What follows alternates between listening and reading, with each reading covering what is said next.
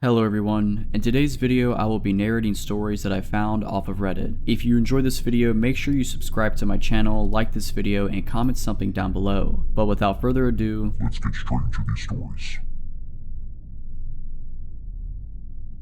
I was leaving my friend's house late at night. Around 1 AM she lived in a pretty safe suburban area and I wasn't worried about driving home alone. My route took me past a 24-hour gas station and since my tank was running low, I decided to stop and fill up. There was only one other car there, a beat-up old sedan parked near the convenience store entrance. The lights inside the store were on, but I didn't see a cashier or any customers. It was eerily quiet. As I started pumping my gas, I noticed a woman standing near the sedan. She was just watching me. Her clothes were dirty and her hair looked matted. At first, I assumed she was homeless and maybe going to ask for money. I mentally prepared myself to politely decline and started focusing on the gas pump screen. That's when I heard her whisper. Not speaking, whispering. I couldn't make out what she was saying, but it sounded like a string of numbers or some kind of chant. My stomach dropped. I looked up again and she had moved closer, still whispering, still staring. "Do you need something?" I asked, trying to sound firm. She stopped whispering, but she didn't respond. She just smiled, a weird, stretched out grin that didn't reach her eyes. Then she tilted her head back as if she were looking at the sky, but her eyes stayed locked on me. Something was deeply wrong. I yanked the nozzle out of my tank even though I wasn't finished and jumped into my car. The second I locked my doors, I saw movement. Two men stepped out from the side of the convenience store. They had been waiting, watching. The woman's creepy smile never wavered as the men started walking toward my car. I threw it into drive and peeled out of there so fast my tires screeched. I checked my rearview mirror. The woman was still standing there, head tilted back, staring after me. I don't know what would have happened if I had stayed even a second longer, but I'm sure it wouldn't have been good. For days after the gas station incident, I couldn't shake the feeling that I was being watched. Every time I left my house, I found myself looking over my shoulder, scanning crowds, and double checking that my doors were locked. Maybe it was paranoia, but something just felt off.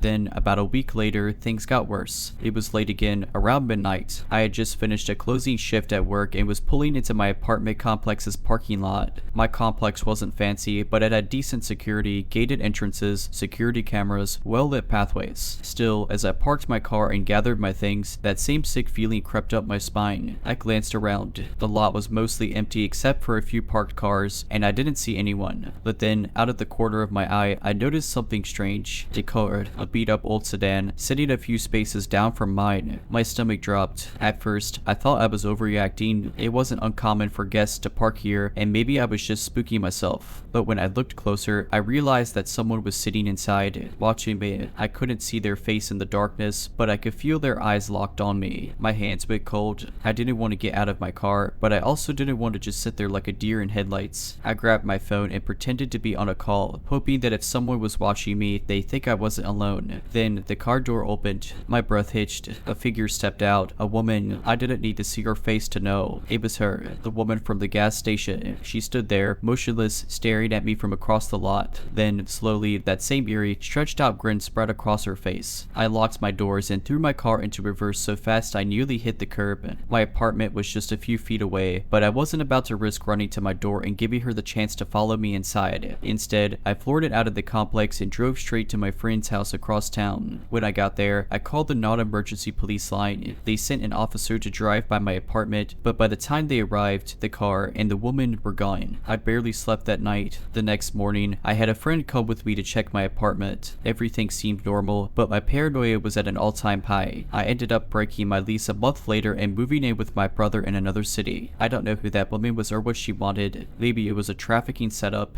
Maybe she was just completely unhinged. But sometimes, late at night, I still have nightmares about that awful, twisted grin. And the worst part, I never saw her blink. For months after I moved in with my brother, I felt safe again. No strange cars parked outside, no eerie feelings of being watched, no twisted smiles haunting my every step. It took a while, but I finally started to relax. Until last week, I had mostly put the incident behind me. My brother and I lived in a gated apartment complex in a different city, and I hadn't seen anything remotely similar to what happened that night. But last Wednesday, I had to work late, and by the time I got home, it was nearly 11:30 p.m. I pulled into our complex's underground parking garage, relieved to be home. The place was well lit and had security cameras, which always gave me peace of mind. But as I got out of my car and headed for the elevator, I noticed something that made my blood run cold. A car, not the same sedan. This one was newer, shinier, and a completely different color. But something about it felt wrong. It was parked a few spaces away, engine off, but the windows were tinted dark. I couldn't see inside. I told myself I was being paranoid. It's just a parked car. People live here. It's fine. But the second I turned my back to it, I heard it. Click. The distinct sound of a car door unlocking. My stomach lurched. I didn't turn around. I just forced myself to walk normally toward the elevator, fighting every urge to break into a sprint. My hands were shaking as I pressed the button. The doors took forever to open, and I could feel it. Someone was watching me. Then, just before the elevator doors finally slid open, I heard footsteps. Slow, deliberate, getting closer. I panicked. I didn't care who was in the car anymore. I just knew I had to get out of there. I practically threw myself into the elevator, slamming the closed door button over and over. As the doors slid shut, I caught a glimpse of movement. A figure, standing next to the car now, watching me. The elevator took me to my floor, and I bolted to my apartment, locking the door behind me. I barely slept that night. The next morning, I checked the security footage with the building manager. At first, I felt stupid, maybe I had imagined it all. But then, we found the footage from the garage, and there she was. Same hair, same dirty clothes, same twisted grin. She had followed me. She had found me.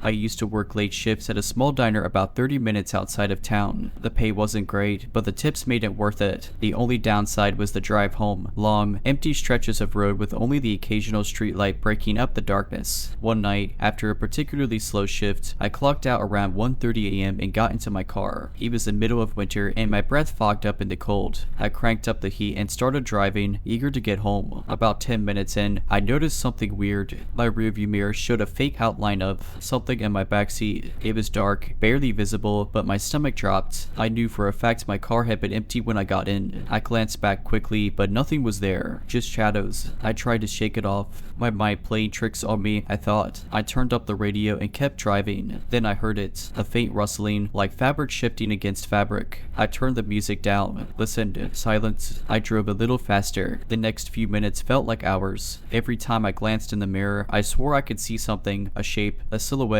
just barely there, like it was blending into the darkness. My heart pounded. I started going through my options. Pull over. No way. Too dangerous. Call someone. I had no service. Keep driving and hope I was imagining it. That last one seemed like my only choice. Then, as I turned onto the final stretch of road before my neighborhood, my headlights caught something reflective in the rearview mirror. I slammed on my brakes. My heart was in my throat. I spun around, fully expecting to see someone sitting in my backseat, but it was empty. I was shaken. My breath was ragged. I wanted to get out of the car and run, but where? There was nowhere to go. I forced myself to turn back, put the car in drive, and gunned it the rest of the way home. When I pulled into my driveway, I didn't even turn the car off. I jumped out, ran to my front door, and locked it behind me. I stood there for a full minute, listening. Nothing. After finally calming me down a little, I worked up the courage to check my car again. I grabbed a flashlight and peeked inside. The seats were empty. The floor was clean. No signs of anything, except for one thing. On the back seat, right where I thought I'd seen something moving, there was a single handprint on the fabric. That wide, too large, too smudged, like someone had pressed down hard and then slowly dragged their fingers away. After that night, I couldn't shake the feeling that something was off. I tried to rationalize it. Maybe the handprint was old, from a passenger I had forgotten about, but I knew that wasn't true. I cleaned my car regularly, and that eerie feeling of something watching me hadn't left. For the next few days, I avoided driving at night. I switched shifts with coworkers, took the bus when I could, and even considered selling my car. But eventually, I had to face reality. I couldn't avoid it forever. A week later, I found myself behind the wheel again. It was just past midnight, and I was heading home from a friend's house. I kept checking the rearview mirror, half expecting to see those same shadowy movements. Nothing, just the dark. I almost convinced myself it had been all in my head, until my car radio turned on by itself. It wasn't the station I had been listening to. It was static, loud and grating, like a broken transmission. I frantically twisted the knob, but it wouldn't change. Then, through the static, I heard something else. A voice. It was faint, almost a whisper, and it sent a cold shiver down my spine. You never should have stopped. I slammed my hand against the power button, but the radio wouldn't turn off. The voice was getting louder, distorted by the static. I saw you. My pulse was hammery. My fingers were shaking so badly I nearly swerved off the road. I was right behind you. The sound cut off all at once. Dead silence. I pulled into my driveway going way too fast, threw the car to park, and bolted inside my house. house. My hands were ice cold as I fumbled with the lock. The second the door was shut, I grabbed my phone and called my best friend, barely able to explain what had happened through my panicked breaths. She told me something that chilled me even more. Maybe you brought something back with you that night. I didn't sleep at all. The next morning, I forced myself to check my car in the daylight. I needed to prove to myself that I wasn't losing my mind. Everything seemed normal. No weird prints, no sounds, no static from the radio. But just as I was about to close the door, I noticed something tucked into the crease of the backseat. A piece of paper. It looked old, yellowed at the edges. I unfolded it with trembling hands. There was only one thing written on it in smudged black ink. See you again soon. Now, every time I walk past it in my driveway, I swear I catch a glimpse of something in the backseat. A shadow, a shape,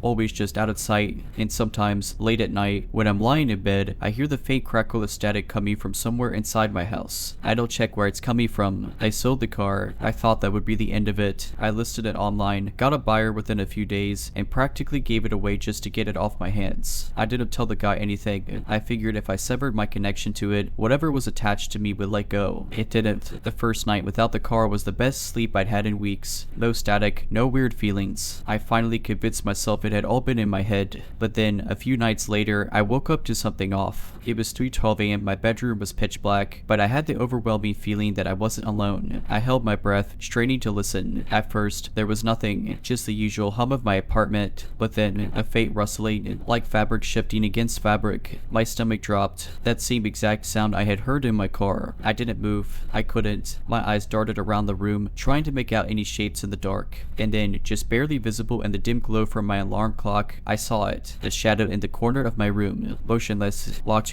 I wanted to scream, but my throat locked up. I blinked, and it was gone. I scrambled for my phone, turned on the flashlight, and shined it into the corner. Nothing. Just my desk, my chair, everything exactly where it should be. But that feeling, that suffocating, bone-deep feeling of being watched, lingered. Sleep was out of the question. The next morning, I tried to rationalize it. Sleep paralysis, a dream. Maybe my mind was still wired from all the creepy stuff with the car. That had to be it, right? Then my phone buzzed. A message. No name, no number. Just 3 words. Miss me yet. I dropped my phone. I felt sick. The number was listed as unknown. I tried to reply, but the message disappeared, though like it had never been there. I didn't know what to do. Call the cops. What would I even say? Hey, I think my haunted car followed me home. For the rest of the day, I felt like I was being followed. Every time I turned a corner, every time I passed a reflective surface, I expected to see something lurking just behind me. But there was nothing. That night, I refused to sleep in my room. I crashed on my couch with every light on. At 3:12 a.m., I woke up again. This time, it wasn't rustling. It was my TV. It had turned on by itself. Static, loud, crackling static. I fumbled for the remote, but it wouldn't turn off. The buttons didn't work. The plug was still on the wall, but the screen flickered like something was trying to push through the static. Then the volume started rising. Louder, louder. Then it cut out. Silence. I was frozen. Every muscle locked in place. The screen stayed black for a second, maybe 2. Then a single frame appeared. A still image. My car. The same one I had sold, sitting in some new driveway. Except, someone was in the backseat. Not just a shadow. A figure. And it was staring directly at the camera. My TV shut off by itself. I left my apartment that night. I drove straight to my best friend's place and refused to be alone. I haven't been back since.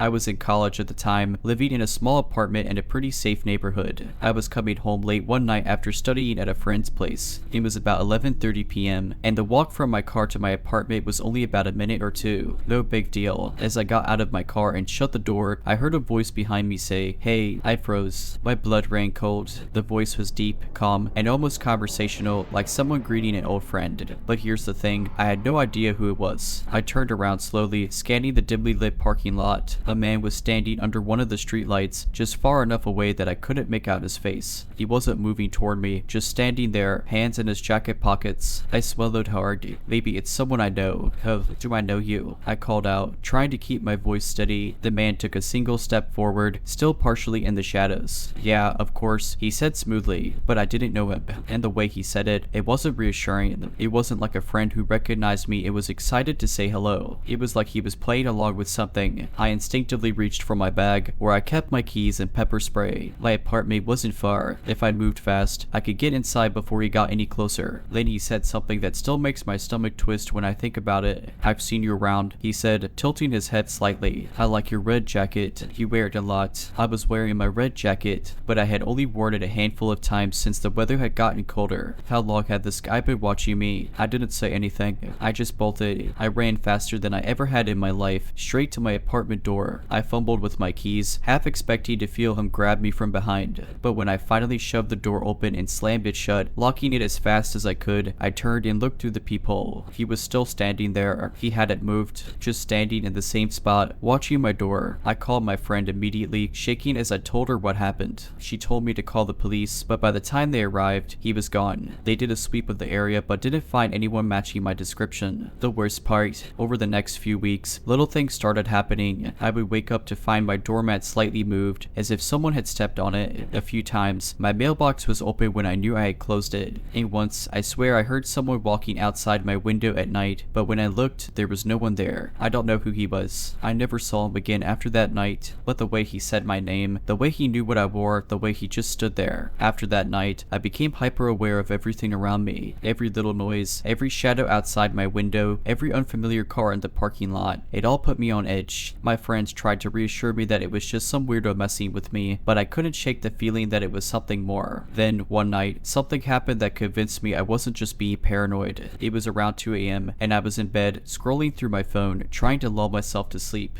My apartment had one of those old sliding glass doors that led to a tiny patio. Since I was on the ground floor, I kept the blinds closed at all times. As I lay there, barely paying attention to my phone, I heard it. A soft, deliberate tap tap tap on the glass. I froze. My whole body went stiff. My breath caught in my throat. I wanted to tell myself it was just the wind, maybe a branch or something. But no, it was too precise, too controlled. 3 slow, intentional taps. I didn't move. I didn't breathe. Then, as if whoever was outside knew I was awake, they knocked again. Tap, tap, tap. I slowly reached for my phone and turned on the camera, carefully tilting it toward the blinds, hoping to catch a reflection. My hands were shaking so badly I could barely hold the phone steady, and that's when I saw it. A shadow, tall, humanoid, standing just outside my glass door. I nearly dropped my phone. My brain screamed at me to run, to do something, anything, but I was paralyzed with fear. Then, just as suddenly as it started, the tapping stopped. I waited, my ears straining to hear any sound of movement, but there was nothing.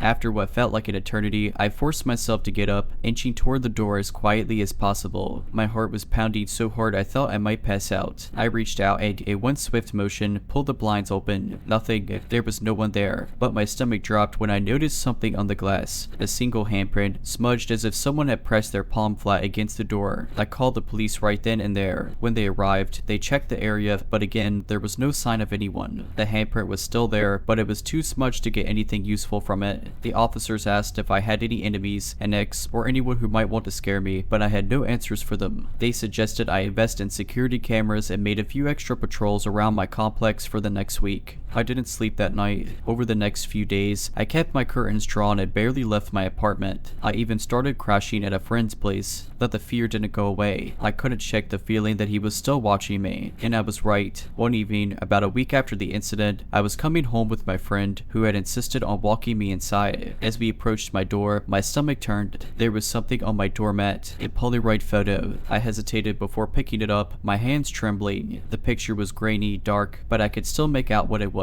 It was my sliding glass door, and standing just outside, barely visible, was a shadowy figure. A timestamp on the bottom, 2:03 a.m., the exact time I had heard the tapping. I dropped the photo, my entire body going cold. My friend grabbed my arm and practically dragged me inside, locking the door behind us. We called the cops again, but as always, the person was gone. That was the final straw. I broke my lease the next morning and moved in with my friend while I figured out my next steps. I never went back to that apartment alone, not even to pack. My dad and a few of his buddies helped me move everything out in broad daylight. I don't know who he was. I don't know what he wanted, but I do know one thing. He knew my name, he watched me, and worst of all, he wanted me to know it. I moved out. I left that apartment behind, hoping that putting distance between myself and that place would mean putting distance between myself and him. For a while, it worked. I stayed with my friend for a couple of months while I searched for a new place, constantly looking over my shoulder. Every time I walked alone, every time I sat by a window, I felt like someone was watching, but nothing happened until a day. It was about 3 months later. By then, I had finally found a new apartment, a second floor unit. No more ground floor windows, no more sliding glass doors. I had made sure of that. My new place had a balcony, but it faced a busy street, and I felt safer knowing no one could just walk up to it. For the first time in a long while, I started to feel normal again. Then one morning, I left for work and saw something on the ground outside my door. At first, I thought it was trash or a piece of paper someone had dropped, but when I bent down, my blood ran cold. Another polaroid. This one was different. It wasn't a picture of my apartment. It wasn't a picture of my old place. It was a picture of me. I was sitting at a coffee shop. When I reach it all the time, I could see myself clearly in the frame, staring down at my phone, completely unaware that someone had been standing close enough to take this picture. My hands were shaking so hard I almost dropped it. That's when I noticed the writing on the back. "You look safe up there." I felt like I was going to throw up. I rushed back inside, locked the door, and immediately called the police. This time, I wasn't playing it cool. I was frantic, panicked, begging them to do something. An officer came by within the hour. I showed them the Polaroid, explained everything, the old apartment, the man in the parking lot, the tapping, the first picture, but as always, there was nothing concrete. No cameras caught anything, no fingerprints, no leads. They told me to stay vigilant, that they'd patrol the area more often, that maybe it was just some guy messing with me. But it wasn't just that, because he found me again. I started changing my routine, driving different routes home, switching coffee shops, even going grocery shopping at different times. I avoided any place where I'd be predictable, but the feeling never left me, that feeling of being watched. And then one night, I got a call. It was around midnight. I was already in bed, half asleep when my phone buzzed. It was an unknown number. I normally don't answer those, but something in me, the same gut instinct that had been keeping me alive, told me to pick up. I pressed the phone to my ear, my voice barely above a whisper. "Hello." For a few seconds, there was nothing. Then a familiar voice, low, smooth, casual. "I like the new place." I screamed. I don't remember hanging up. I don't remember grabbing my keys. I just remember bolting out of my apartment in a blind panic and driving straight to my friend's house. The police took the call seriously this time. They traced the number, but it was a burner phone, untraceable. I packed my bags and left that apartment within a week. That was a year ago. I moved to a new city, hours away, changed my number, deleted all my social media. I did everything I could to disappear. This happened about 5 years ago when I was 17. My family owns a small cabin deep in the woods of northern Minnesota, about an hour's drive from the nearest town. It's always been our little getaway spot, no internet, no neighbors, just pure wilderness. It was my favorite place in the world, until that night. One summer, my parents let me invite my best friend, Lisa, to stay with us for a weekend. We spent the day hiking, swimming in the nearby lake, and just enjoying being off the grid. That night, after my parents had gone to bed, Lisa and I decided to sit outside on the porch and stargaze. The sky was pitch black, filled with millions of stars, and the only sounds were the usual ones, the rustling of leaves, the occasional chirp of a cricket, the distant hoot of an owl. Then we heard something else. It started as a faint whispering sound coming from the woods. At first, I thought it was the wind, but there was something too deliberate about it, like actual words being spoken, but too low to understand. Lisa noticed it too because she nudged me and whispered, "Do you hear that?" I nodded. The sound was getting closer. I grabbed the flashlight next to me and aimed it toward the trees. Nothing, just darkness. The whispering stopped the moment the light hit the tree line. Lisa, being braver than me, whispered, "Hello." No response, just silence. Then, just as I was about to turn off the flashlight, we both heard it, a voice right behind us. "Come back inside." We both screamed and spun around. There was no one there. The voice had been right next to my ear. I can't explain the level of pure terror I felt in that moment. Lisa grabbed my hand, and we bolted inside, slamming the door shut. We locked every door and window and sat in the middle of the cabin, our hearts pounding. We told my parents the next morning, but they dismissed it as just the wind or our imagination. But Lisa and I know what we heard. A few months later, my parents went back to the cabin for another weekend, but I refused to go. I told them I had schoolwork, but in reality, I just couldn't shake the feeling that something was watching us that night. Lisa felt the same. She never spoke about it again, and eventually we just moved on, or at least we tried to. Then something even stranger happened. One evening, I was at home, scrolling through my phone, when I got a message from my mom. It was just a text, but it made my stomach drop. "Did you or Lisa come up here recently?" I immediately replied, "No, why?" She didn't answer for a while. When she finally did, her response made my blood run cold, because there are footprints around the cabin, bare footprints, leading from the woods to the porch, and then back again. I called her instantly, demanding to know what was going on. She said that when they arrived, they found small, human barefoot prints in the dirt. The weirdest part, it had rained the night before, which meant the prints were fresh. The prints came from the tree line, stopped at the front porch, right where Lisa and I had been sitting that night, and then turned back toward the woods. No one in their right mind would be wandering around there barefoot in the middle of nowhere. And yet, someone or something had. My dad wasn't as freaked out. He figured it was some lost hiker or a prank, but my mom knew something was wrong. She told me she felt uneasy the whole time they were there, like she was being watched. That night, she swore she heard whispering from the woods, but my dad insisted it was just animals. They cut their trip short. A few weeks later, they decided to sell the cabin. My dad never admitted he was scared, but I could tell he was shaken up. Lisa and I never spoke about that night again, but I still think about it. What if we hadn't gone inside when we did? What if we had stayed on that porch just a little longer? A couple of years passed, and life moved on. The cabin sold quickly, probably because my parents didn't mention the weirdness to the buyers. I didn't ask questions, I just felt relieved that it was out of our lives. Lisa and I grew apart over time, went to different colleges, and only exchanged the occasional text. But then, something happened that pulled me right back into that nightmare. It was a random Thursday night when I got a call from an unknown number. I don't usually answer those, but something in my gut told me to pick up. I hesitated before saying hello. At first, there was nothing, just silence, then a whisper, "Come back inside." I nearly dropped my phone. My heart pounded so hard it drowned out everything else. That voice, it was the exact same voice from the cabin. I slammed the call to an end, my hands shaking. I checked the number, but it was blocked, no way to trace it. I tried convincing myself it was a prank, some coincidence, maybe even Lisa messing with me after all these years. But deep down, I knew better. I barely slept that night. The next morning, I texted Lisa something I hadn't done in months. "Did you get a weird call last night?" It took her almost an hour to respond. When she did, my stomach twisted into knots. "You heard it too." I immediately called her. She picked up on the first ring, and I could tell by her breathing that she was just as freaked out as I was. Lisa had gotten the same exact call, around the same time as me. Same whisper, same words. And like me, she had no way of tracing it. We both sat in silence for a moment before Lisa finally said, I think it followed us." I didn't want to believe it. The cabin was sold. We were hundreds of miles away. Whatever was in those woods shouldn't be able to reach us. But it had. That was the last time Lisa and I ever spoke. I don't know if she wanted to forget, or if she was just too scared to talk about it anymore. I blocked a number. I changed my phone. I even moved to a different state after graduation, far away from Minnesota.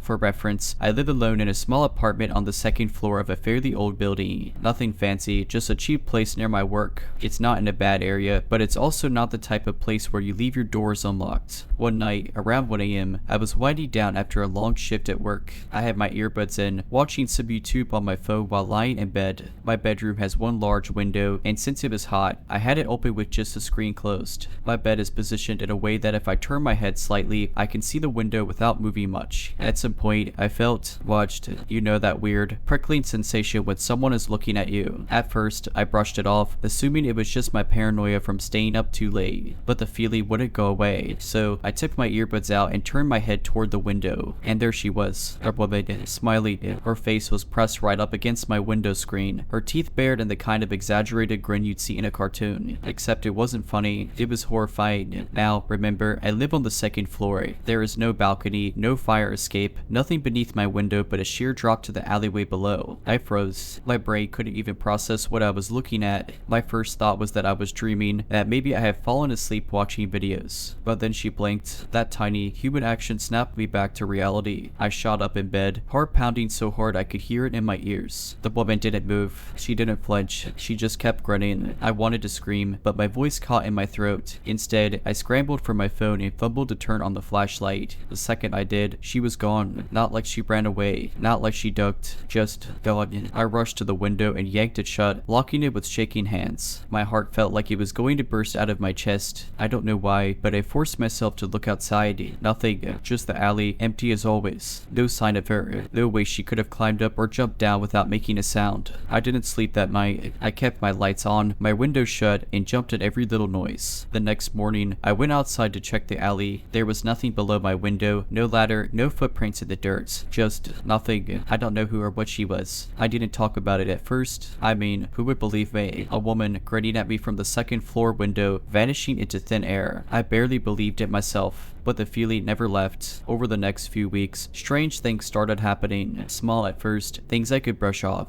My blinds would be open when I knew I had closed them. I'd hear faint tapping at the glass in the middle of the night, so soft I could almost convince myself it was just the wind. Almost. Then, one night, something happened that made me realize I wasn't just being paranoid. It was around 3 a.m. I was asleep when a noise jerked me awake, a soft, rhythmic tapping on the window. My stomach dropped. I lay there, frozen, staring at the ceiling, hoping it was just my imagination. But then I heard it again. Tap, tap, tap, deliberate, measured, waited. I don't know why, but I felt like if I moved, if I acknowledged it, something bad would happen. So I just stayed still. The tapping continued for what felt like forever. I squeezed my eyes shut, gripping the blanket like it could somehow protect me. Then, finally, it stopped. I waited. My whole body was rigid with fear. And then, I said you. The whisper was so faint I almost thought I imagined it, but it came from inside the room. I shot up, heart hammering. I grabbed my phone, fumbling with the flashlight, shining it all around my room. Nothing. The window was still shut and locked. I didn't sleep for the rest of the night. I sat in the corner of my bed, blanket clutched around me, waiting for something else to happen, but nothing did. The next morning, I was exhausted but determined. I needed to figure out what was going on. I checked outside again, looked around the alley, asked my neighbors if they had seen anything. Nothing. Nobody had seen a woman. Nobody had heard anything. At this point, I was convinced I was losing my mind, but then I checked the window screen. There were fingerprints, faint smudges, like someone had pressed their hands against the mesh. But the scariest part, they were on the inside. I haven't seen the smiley lady again. Not fully, but sometimes, late at night, I wake up for no reason at all, and my heart is already pounding, like my body knows something before my mind does. And on those nights, I never look at the window, because I know that if I do, I might see her again. I wish I could say that was the last time I felt her presence, that I somehow solved the mystery of the smiling lady and moved on. But the truth is, things only got worse. After finding the fingerprints on the inside of my window screen, I did what any sane person would do. I packed a bag and left. I didn't care that I had a lease. I didn't care that I had no solid proof of what was happening. I just couldn't be there anymore. I crashed at my friend Jason's place across town for a few nights. He thought I was being ridiculous, but he let me stay. He said stress and lack of sleep were making me hallucinate, and honestly, I wanted to believe him. Then, on the third night away, I got a text from my downstairs neighbor, an older guy named Ray. It was short, simple, and bone-chilling. Hey kid, we're back. Thought I saw you in your window just now. I stared at my phone, my blood turning to ice. I texted back immediately. I'm at home. I haven't been there for days. Ray didn't respond right away, but when he did, it was just, no. Thought I saw someone standing there. Must have been my imagination. Stay safe. I barely slept that night. The next morning, I made the stupidest decision of my life. I went back. I don't know why. Maybe I just needed to see that nothing was wrong, that I let my fear get the best of me. But the second I stepped into my apartment, I knew I'd made a mistake. It smelled like something stale and slightly sweet, like rotting fruit. The air felt heavier, almost like the walls were pressing in. Then I saw the window. The blinds were open. I knew I had left them closed. In there, written on the inside of the glass, was a message. You look cute when you sleep. I read it. I didn't stop to pack, didn't lock the door behind me. I just bolted. That was the last time I ever stepped foot in that apartment. I called the landlord, told them I was breaking my lease, and never looked back. They were pissed, but I didn't care. I couch hopped for a while, then eventually found a new place on the other side of town. A top floor unit, no fire escapes, no easy access. But sometimes, I still feel watched. Sometimes, I wake up to faint tapping sounds, even though I live alone on the 5th floor. And last week, I got a letter in the mail. No return address, just a single piece of paper inside. It had 3 words written on it in the same smudged handwriting from my window. Found you again. I had just moved into a new apartment in a small town outside my university, one of those old, converted Victorian houses split into multiple units. It was affordable, kind of creaky, but had a nice charm to it. I lived alone, which I usually loved, but this night changed how I felt about that. It was late, maybe around 1 a.m., and I was up watching TV in the living room. My apartment was on the ground floor, so my front door opened right into the main hallway of the house, which led to the upstairs units. The layout was weird. Each unit had its own entrance from the hallway, but we all shared the same same front door to the outside. That door locked automatically when it shut, meaning you needed a key to get in. So when I heard the front door creak open, I assumed it was one of my neighbors coming home. But then I heard something weird. The door didn't close. There was a long pause, just silence. Then soft footsteps, slow, deliberate. Someone had entered the house, but they weren't going upstairs. They were in the hallway, just standing there. I muted the TV and sat frozen, listening. My heart was hammering. The hallway light was on, and from where I was sitting on my couch, I could see a sliver of the light coming under my front door, and then a shadow moved across it. Someone was standing right outside my door. At this point, I wasn't sure if it was one of my neighbors drunk or lost, or if I was about to be in real danger. My mind was racing. I decided to wait, not wanting to make a sound. Then the doorknob turned. Not a knock, not a jiggle, a slow, deliberate twist. Luckily, I always kept my door locked. It didn't budge, but whoever was on the other side didn't stop. They twisted it again, then pressed against the door. I didn't breathe. Then, the creepiest part, I heard a man's voice whispering, "No, that's not right," like he was talking to himself, like he was confused. Then, he tried again. I was shaking at this point, staring at the door, expecting it to burst open at any second. I grabbed my phone and texted my upstairs neighbor, Alex. Hey, is that you in the hallway? Seconds later, my stomach dropped when I saw the little 3 dots appear. Alex, what? No, I'm in bed. Why? I felt sick. I wanted to scream, but I was too afraid to make a sound. Then, the whispering started again. Not this one. The close. I couldn't take it anymore. I turned on every light in my apartment, hoping it would scare him off. I grabbed the heaviest thing near me, a big candle in a glass jar, and stood up, ready to throw it at his head if he somehow got inside. Then, silence. I waited, maybe a full minute. Then, soft, retreating footsteps. The front door creaked open again, and shut. I didn't sleep that night. The next morning, I asked Alex if he had seen anything when he left for work, but he hadn't. We checked the front door. It was still locked. There was no sign of forced entry. No one ever saw the man again. But here's the worst part. A few days later, our landlord sent out a mass email reminding tenants not to prop open the front door and that if we lost our keys, we needed to request replacements. Which means the man never picked a lock. Over the next few days, I tried to convince myself that it was a one-time thing, maybe some drunk guy who wandered into the wrong house. But I couldn't shake that feeling of unease. Every time I came home, I'd check behind me to make sure no one was following. I'd even started locking my bedroom door at night, which I'd never done before. Then, about a week later, something happened that I can't explain. It was a Friday night, and I had decided to stay in and catch up on homework. Around 11 p.m., I got a text from Alex upstairs. "Alex, are you having people over?" That was weird. I hadn't made any noise all evening. I texted back, "No, why?" "Alex, I thought I heard voices downstairs. Like, talking. Thought maybe you had friends over." My blood ran cold. I hadn't heard anything. I told Alex to hang tight while I checked it out. I grabbed the same glass candle jar from before and tiptoed to my door. Peeking through the peephole, I saw nothing but the dimly lit hallway. No movement, no shadows, just silence. I texted them back, I don't see anyone. Maybe it was outside. Alex, maybe. Let me know if you hear anything." I was about to go back to my desk when I noticed something strange. The little decorative chain lock on my door was swinging slowly back and forth like someone had just brushed against it. I hadn't touched the door all evening. I stood there frozen, staring at the chain when I heard it, a single creak from the hallway floorboards. Not outside, not upstairs, right there in the hallway. Something told me not to look through the peephole again. Instead, I went back to my couch, turned on the TV as loud as I could, and sat with my candle jar in hand, pretending everything was fine. The rest of the night passed without incident, but I barely slept. The next day, I decided I couldn't keep this to myself anymore. I told Alex what had happened, and we agreed to check the hallway and the front door together. When we got to the shared entryway, everything seemed normal until Alex noticed something. Right next to the front door, on the wall where we had a little bulletin board for mail and announcements, there was a piece of paper tacked up.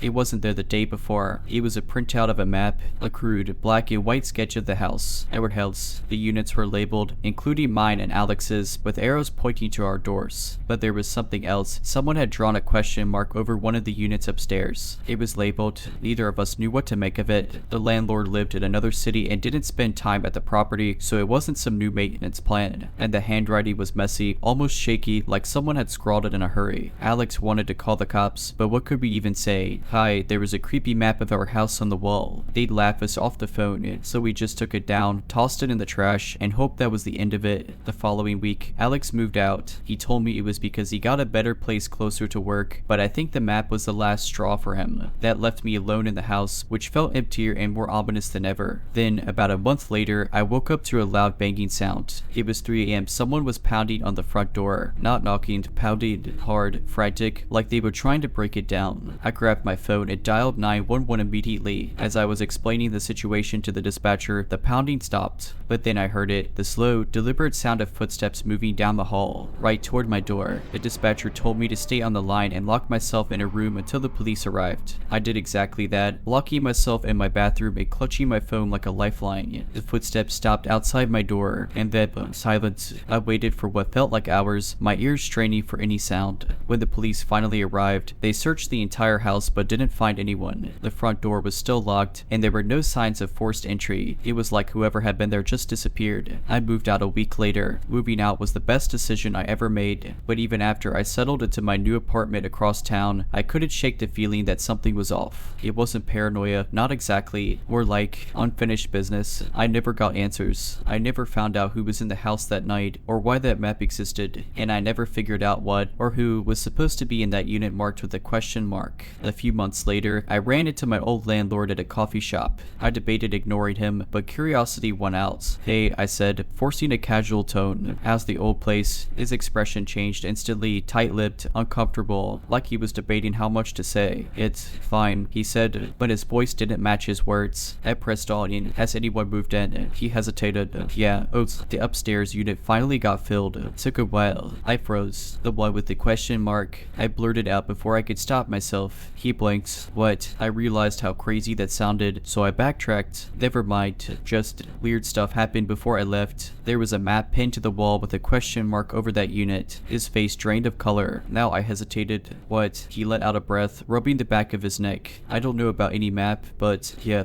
that unit's always been weird. Hard to keep tenants there. Last guy just disappeared one day. Left all his stuff behind. No one could get a hold of it. Cops checked. No sign of foul play, so they called it abandonment and I had to junk his stuff." I swallowed hard. "When was this?" "Couple months before you moved in." I felt sick. The question mark wasn't about someone moving in. It was about someone who had already been there. Someone who vanished without a trace. I should have left it alone. I wanted to leave it alone. Let the whole thing gnaw at me. That night, I found myself searching the guy's name online. It wasn't hard to find. It had been in an old email chain from the landlord about maintenance issues. His name was Ethan Calloway. At first, nothing came up, just the usual inactive social media profiles. But then, I found a missing persons page. Ethan had been reported missing by his parents. According to the timeline, he had disappeared from the apartment sometime in late March. No activity on his bank account, no calls, nothing, just gone. But here's the thing that sent chills down my spine. The report mentioned that Ethan had told friends something strange before he vanished. He had been complaining about hearing voices at night, whispers coming from inside the walls. One friend even claimed he had texted her, "I think someone's living in here with me. I hear them at night, but I can never find them." I shut my laptop. I wanted nothing more to do with this.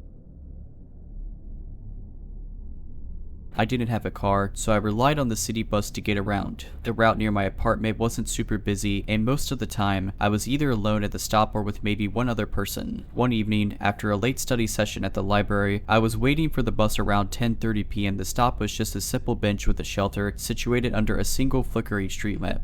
The road was empty, and the only sounds were the occasional rustling of leaves and the distant hum of traffic from the main street. I had my earbuds in but wasn't playing music, just a habit to avoid unwanted interactions. That's when I felt it. You know that feeling when someone is watching you. It starts as a tiny itch at the back of your neck and then crawls up your spine. I glanced around. Nothing, just the empty road and a row of darkened houses across the street. Then I noticed something, or someone. At first, I thought it was a shadow cast by the street light, but no, it was a figure standing further down the sidewalk. Not too close, but close enough that I could make out a shape. They were just standing there, not moving, not shifting weight, not even pretending to be looking at a phone. Just standing and face up at me. I stared back for a moment, expecting them to move or turn away, some indication that this wasn't as weird as it seemed. But they didn't. I couldn't make out details because of the distance and the dim lighting, but something about the stillness unnerved me. I glanced away, pretending not to notice, but my pulse was already picking up. When I looked back, the figure had moved closer. Not by much, maybe a few steps, but enough that I knew I hadn't imagined it. At this point, my brain started rationalizing. Maybe they were just waiting for the bus too. Maybe they were on a phone call and pacing slightly, but no, they were holding a phone,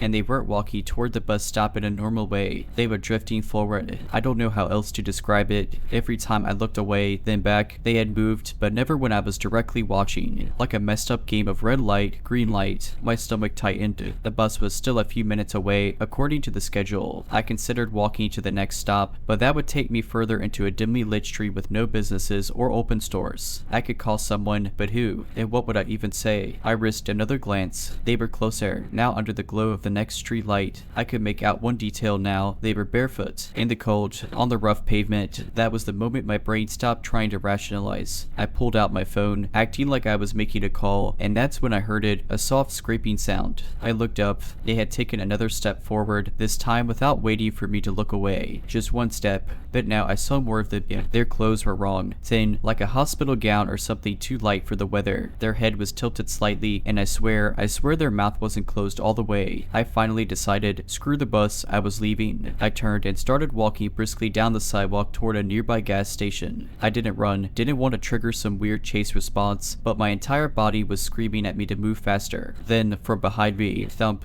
not a footstep, not a shuffle, a single heavy thump, like someone dropping onto the pavement from a height. I bolted. I didn't look back. I ran all the way to the gas station, burst inside, and tried to catch my breath. The cashier gave me a weird look, but I just mumbled something about waiting for a ride. I finally peeked outside. The sidewalk was empty. The street was empty. The bus arrived a few minutes later, and I forced myself to get on, still shaken. As it pulled away, I looked out the window one last time, and there, standing under the same flickering streetlight, was the figure, watching the bus, watching me. I never took that route again after dark. For the next few days, I convinced myself that it had just been a weird, unsettling encounter, maybe a homeless person, someone mentally unwell, or just a creepy coincidence. I avoided that bus stop at night, opting to take a longer, more crowded route home, but I couldn't shake the feeling that I hadn't been imagining it. The way they moved, the thump, the way they knew when I was looking. I told a couple of friends, but I played it off like a creepy thing that happened rather than something I was genuinely disturbed by. They told me it was probably just some weirdo trying to scare me. That would have been easier to believe if it had ended there. It didn't. About a week later, I was coming home late again. This time, I was taking the longer route, a more populated area near a strip mall. I felt safer, brighter lights, more people. I was about halfway home when I felt it, that same awful itching feeling at the back of my neck. I tried to ignore it. I really did. But eventually, I glanced over my shoulder, and my stomach dropped. Far down the street, standing perfectly still on the sidewalk, was a figure. Not walking, not moving, just standing. I felt my entire body go cold. There was no way it was the same person. I was on the other side of town, but something inside me knew. They were under a street lamp this time, so I couldn't see details. But the stance, the way they just stood there, was identical. I turned a corner sharply, my heart pounding. I forced myself to walk instead of run. I didn't want to know what would happen if I ran. I reached the entrance to my apartment complex and hesitated. I didn't want to lead this thing to where I lived, but I also had nowhere else to go. I took a deep breath and turned around. The sidewalk was empty. I exhaled, half laughing at myself. Maybe I had just freaked out over nothing. Maybe I was being paranoid because of what happened before. I told myself that I had to believe that. I walked to my building, went inside, and locked my door. I even checked the peephole. Nothing. I tried to put it behind me. I really did. Then I started waking up at 3:33 a.m. The first time, I figured it was just random. I rolled over, groggy, checked my phone, and went back to sleep. But then it happened again and again, always at exactly 3:33 a.m. No nightmares, no noise waking me up, just suddenly awake, staring at the dark ceiling, my body rigid with unease. And every time, I felt it, that same feeling from the bus stop, like something was watching me, the shadow in the hallway. One night, after waking up yet again at 3:33 a.m., I lay there, willing myself not to look. I told myself it was just my mind messing with me. Then I heard it, a creak, not from inside my room, but from the hallway outside my apartment. My breath caught in my throat. I lay there, completely still, ears straining. The old building made noises sometimes, but this was different. It was deliberate, slow, creak, like someone shifting their weight just beyond my door. I sat up slowly, heart hammering. My eyes flicked to the space at the bottom of my door, where the faint glow of the hallway light usually seeped in. But this time, there was something blocking it. A shadow. Something was standing outside my door. I grabbed my phone and barely breathed as I typed out a message to my friend. I think someone is outside my apartment. apartment. I hesitated before hitting send. Creaked. A single knock. Not loud. Not demanding. Just a soft, deliberate tap. Like it was testing. Like it knew I was awake. I couldn't move. I couldn't even breathe. Then my phone buzzed with a reply. What? Who? I didn't respond. I just kept staring at the door, waiting. After a few minutes, the shadow shifted, and then, just like that, it was gone. I never saw it again. After that night, the 3:33 a.m. wake-up stopped. I never saw the figure again. Never felt that awful, crawling sensation of being watched. I even started using the bus stop again during the day, but sometimes, when I walk home late at night, I still check over my shoulder. For a while, things seemed normal again. I told myself that whatever had happened, whatever that thing was, had finally left me alone. But deep down, I didn't really believe it. I still avoided that bus stop at night, still refused to wake up at 3:33 a.m., still got an eerie, crawling feeling at the back of my neck whenever I walked home alone. And then, one night, I learned something that changed everything. Oh, you saw him too. It was about 2 months after my last encounter. My roommate, Sam, and I were sitting on the couch, half watching a horror movie. I hadn't told her much about what happened, just that I'd had a weird stalker incident. We started talking about creepy things that had happened to us in the city. Sam, who had lived in the area longer than me, mentioned something that made my stomach drop.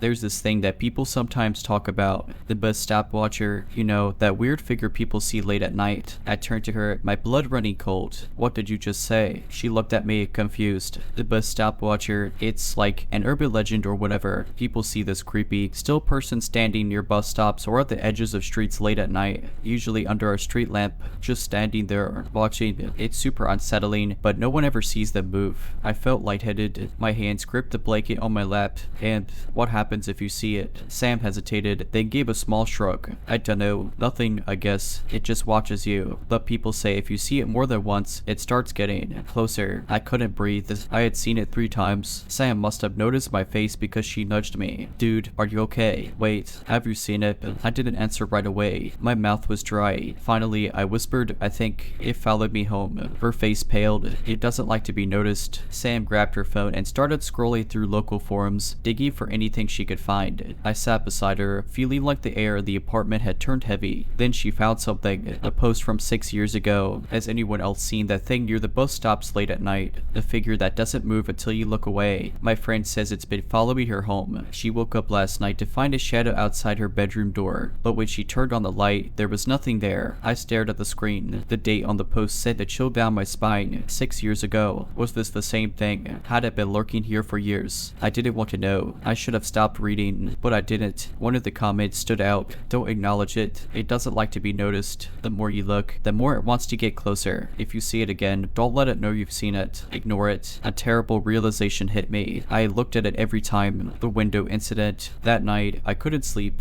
Every time I closed my eyes, I saw that shadow standing under the streetlight. Around 2 a.m., I finally dozed off. Then something woke me up. Not a sound, not a creak, just a feeling like something was wrong. I kept my eyes shut, my breathing slow and even. I didn't want to move. I didn't want to see. Then I felt it, a shift in the air. Something was in my room. I opened my eyes just a crack, and I saw it. A figure standing by my window. Not outside, inside. A dark silhouette, tall and impossibly still. I froze. My entire body locked up, my heart hammering against my ribs. I wanted to scream. I wanted to move, but I couldn't. The worst part, it was facing away from me, like it was waiting, testing, seeing if I would react. I barely breathed. I squeezed my eyes shut and stayed completely still. Minutes passed, maybe hours. Then a shift. I felt, rather than heard, it stepped backward, another step, and then silence. I waited until the first light of dawn before I moved again. When I finally sat up, my window was locked. There were no footprints, no sign that anything had been there. But I do, define a rule. I never saw it again after that night. Maybe it gave up, maybe it moved on to someone else, but I learned one thing. If you ever see something standing under a flickering street lamp late at night, if you ever get that awful, itching feeling at the back of your neck, if you ever feel like something is watching you, ignore it. Don't look, don't acknowledge it, because once you notice it, it notices you too, and it might just follow you home.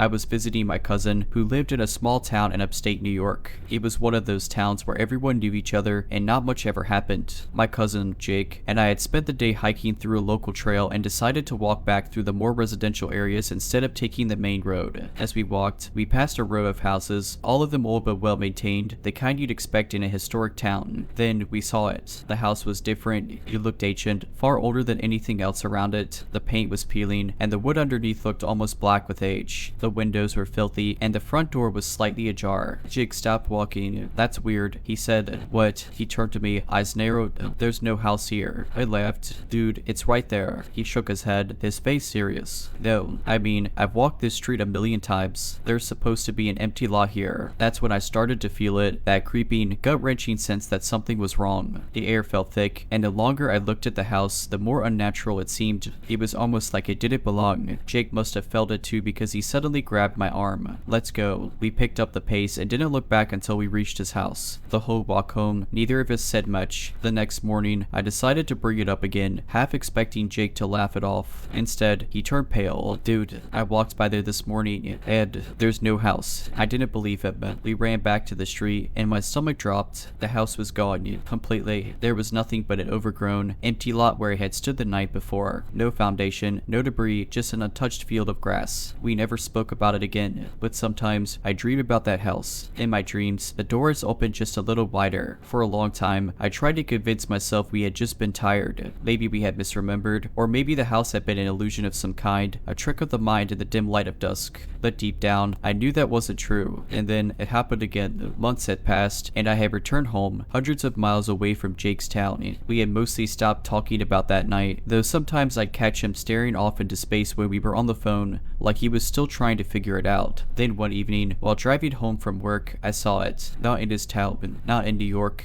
but in mine. It was just sitting there on the side of the road, tucked between two houses I had seen my entire life. I actually slammed on my brakes, my heart hammering. It was the same house. The exact same house. Same rotting wood, same warped windows, same slightly open door. It shouldn't have been there. I knew that. I parked on the side of the road and just stared at it, my mouth dry. Pedestrians walked right past it without even glancing up, like they couldn't see it, couldn't feel it. That creeping sensation returned, the one I had felt standing in front of it the first time. The air felt heavy, wrong, and then I saw it. Through the filthy glass of one of the windows, something moved. The shadow, no, not just a shadow, a figure. It was standing inside, just beyond the doorframe, staring at me. I couldn't make out a face, but I knew it was watching. My body felt frozen, my hands clenching the steering wheel. I wanted to get out of the car. I wanted to go inside. Then I blinked, and it was gone. Not just the figure, the house. One moment, it was there. The next, nothing but an empty gap between the two homes, as if it had never been there at all. I drove home in silence. I barely slept that night, and in the morning, I called Jake. The first thing he said when he picked up, "You saw it, didn't you?" Jake and I didn't talk for a moment. I could hear him breathing on the other end of the line, like he was trying to decide how much to say. Finally, I broke the silence. "Jake, what do you know?" "Hi, I've been saying it again too," he admitted. "Not just in town, other places. Sometimes when I'm driving home, I'll see it on the side of the highway, wedged between office buildings. I saw it in a parking lot once." "Hi," his voice hitched. "I saw it outside my apartment." A chill crawled up my spine. "Did it say anything inside?" I asked, almost afraid of the answer. Silence. Then, yeah,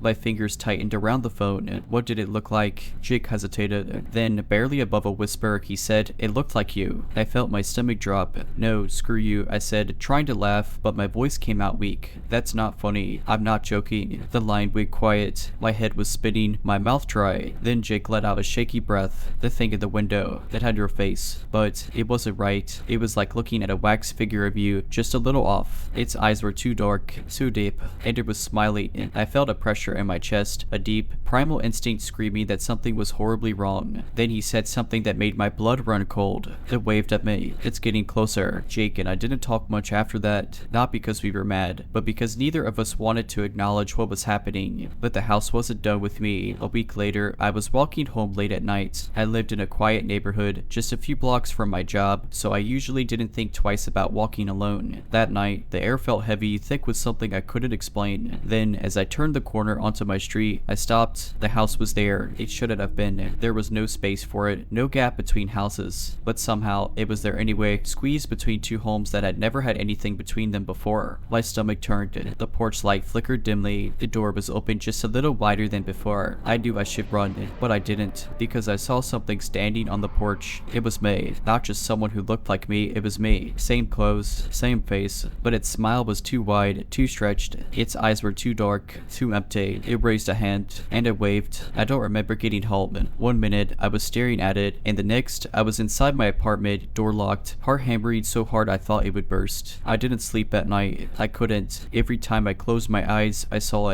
The house. The thing wearing my face. The wave. The next morning, I called Jake. He didn't answer. I tried again, and again. Nothing. Then I got a text from Jake. It just said, "I saw you outside my window last night, but it wasn't you." Alright, but that's it. I hope you enjoyed this video. If you did, make sure to subscribe to my channel, like this video, and comment something down below. But as always, Have a nice day.